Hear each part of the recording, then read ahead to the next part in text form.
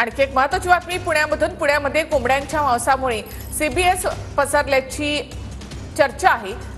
जीबीएसचा धोका टाळण्यासाठी अन्न पूर्णपणे शिजवा असं आवाहन उपमुख्यमंत्री अजित पवार यांनी केलंय। अन्न पूर्ण शिजवल्यामुळे जीबीएसचा धोका कमी होतो असं अजित पवार यांनी म्हटलंय। पशुसंवर्धन आयुक्त डॉक्टर प्रवीण कुमार देवरे यांनी हा सल्ला दिला आहे।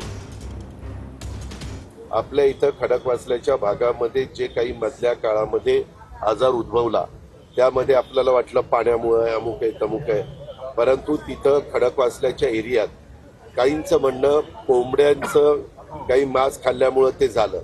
त्याची प्रेस नोट काढा। कोंबड्या किंवा काही त्याची विल्हेवाट लावण्याची गरज नाही, फक्त घेतल्यानंतर ते अन्न पूर्णपणे शिजून घेतलं पाहिजे।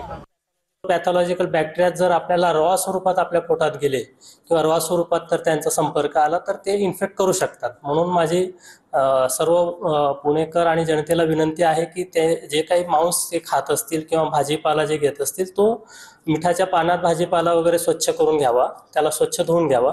आणि मांस खाताना कच्चं मांस खाऊ नका, ते उकळून जर ते आपण प्रॉपर उकळलं तर त्याच्यामध्ये कुठलेही बॅक्टेरिया आणि व्हायरस फारसा शिल्लक राहायला स्कोप नसतो, त्याच्याने काही होणार नाही। आपण या संदर्भात तशा प्रकारचं जनतेसाठी प्रेस नोट सुद्धा इश्यू करतोय।